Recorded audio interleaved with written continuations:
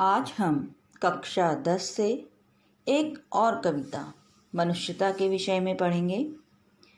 इसके कवि हैं राष्ट्रकवि श्री मैथिली शरण गुप्त जी।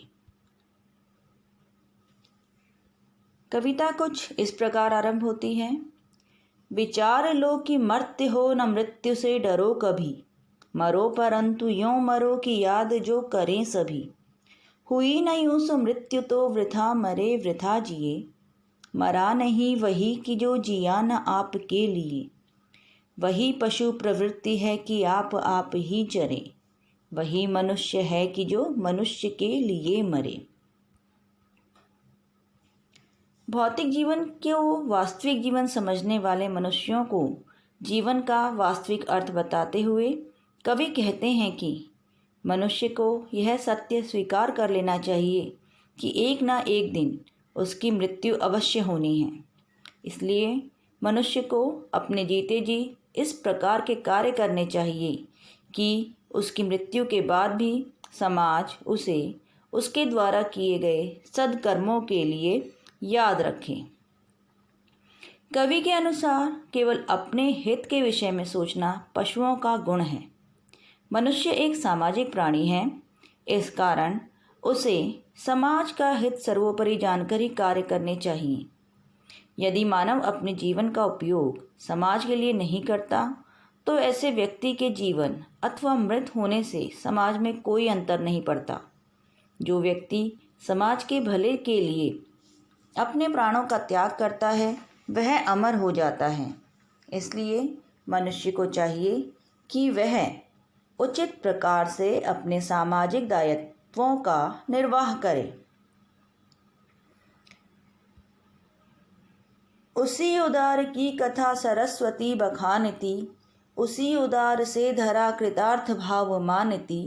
उसी उदार की सदा सजीव कीर्ति कूजती, तथा उसी उदार को समस्त सृष्टि पूजती। अखंड आत्म भाव जो असीम विश्व में भरे, वही मनुष्य है कि जो मनुष्य के लिए मरे। कवि के अनुसार जो आदमी पूरे समाज में आत्मीयता और भाईचारे के भाव का संचार करता है वह युगों युगों तक लोगों की स्मृति में बना रहता है।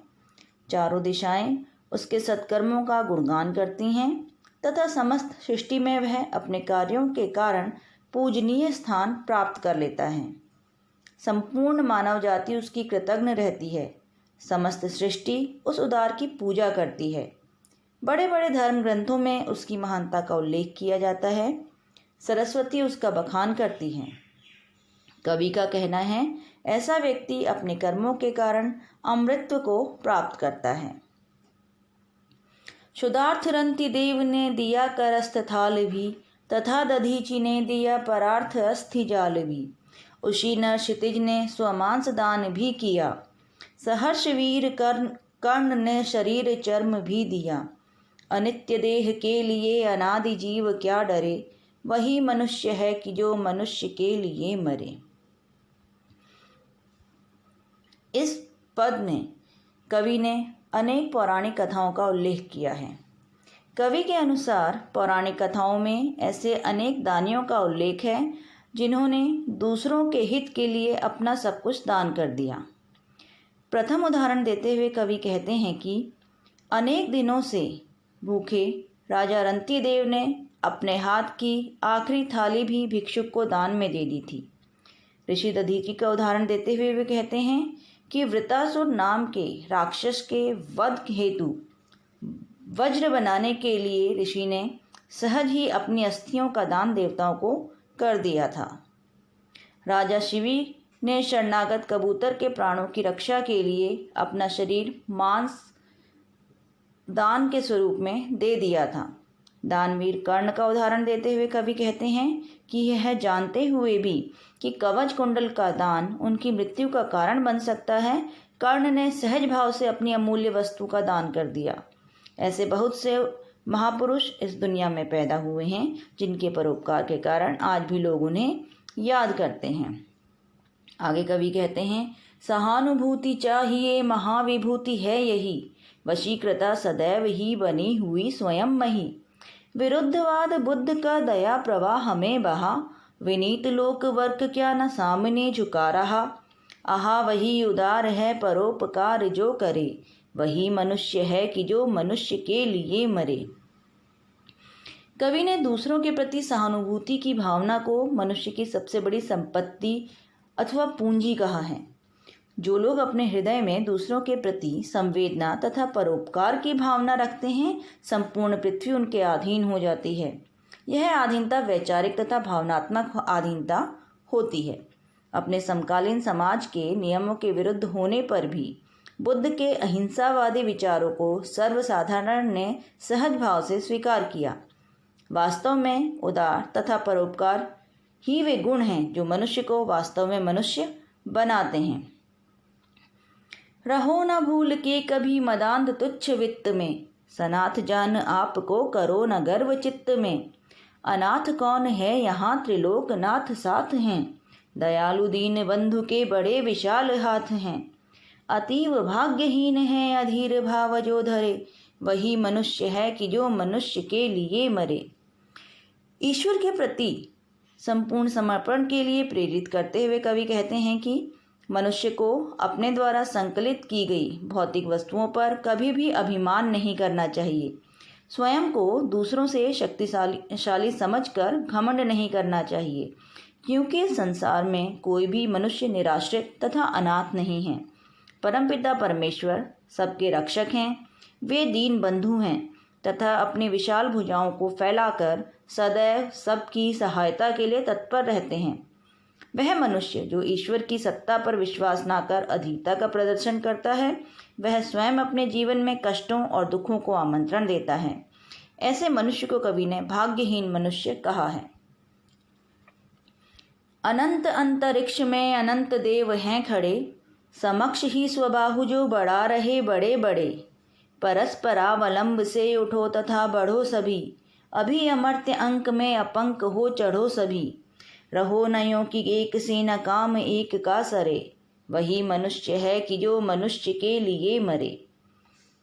कवि का विचार है कि इस सीमाहीन अंतरिक्ष में असंख्य शक्तियां विद्यमान हैं, जिन्हें हम देवता के रूप में पूजते हैं। ये सभी देवगण अपनी विशाल भुजाएं फैलाकर प्रति क्षण हमारी सहायता के लिए उपस्थित रहते हैं। जिस प्रकार ब्रह्मांड में अनंत देवी देवता जनहित के लिए एक दूसरे के साथ मिलजुल कर काम करते हैं, उसी प्रकार इंसान को भी आपसी भाईचारे से काम करना चाहिए। ऐसा नहीं होना चाहिए कि किसी से किसी और का काम ना चले, बल्कि सभी एक दूसरे के काम आए। इस प्रकार मृत्यु के पश्चात जब हम ईश्वर के समक्ष उपस्थित हों, तो हमारे माथे पर पक्षपात का कोई कलंक ना हो। मनुष्य मात्र बंधु है यही बड़ा विवेक है, पुराण पुरुष स्वयंभू पिता प्रसिद्ध एक है। फलानुसार कर्म के अवश्य बाह्य भेद हैं, परंतु अंतरैक्य में प्राणभूत वेद है। अनर्थ है कि बंधु ही न बंधु की व्यथा हरे, वही मनुष्य है कि जो मनुष्य के लिए मरे। कवि का विचार है कि प्रत्येक मनुष्य को यह बात भली प्रकार से समझ लेनी चाहिए कि मानव तथा मानव के मध्य बंधुत्व का भाव सदा बना रहना चाहिए। पुराणों में इस बात का वर्णन है कि हम सब एक ही ईश्वर की संतान हैं। हमारे कर्मों के अनुसार हम सब का रूप रंग में भिन्नता अवश्य है, परंतु हम सब ही परम ब्रह्म का एक अंश हैं। इस बात का प्रमाण हमें वेदों से प्राप्त होता है।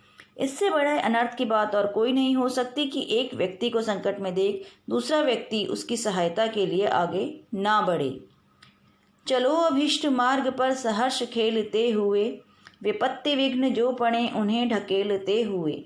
घटे न हेल मेल हाँ बढ़े न भिन्नता कभी, अतर्क एक पंथ के सतर्क पंथ हों सभी। तभी समर्थ भाव है कि तारता हुआ तरे, वही मनुष्य है कि जो मनुष्य के लिए मरे।